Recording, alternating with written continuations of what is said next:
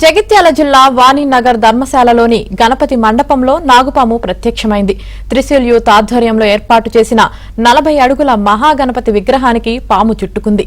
గణేష్ మండపానికి నాగుపాము రావడంతో భక్తులు ఆనందం వ్యక్తం చేస్తున్నారు.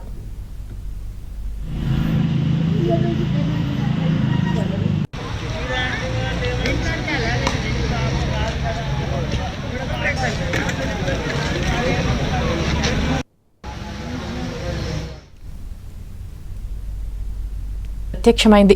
త్రిశూల్ యూత్ ఆధ్వర్యంలో ఏర్పాటు చేసిన 40 అడుగుల మహాగణపతి విగ్రహానికి పాము చుట్టుకుంది. గణేష్ మండపానికి నాగుపాము రావడంతో భక్తులు ఆనందం వ్యక్తం చేస్తున్నారు.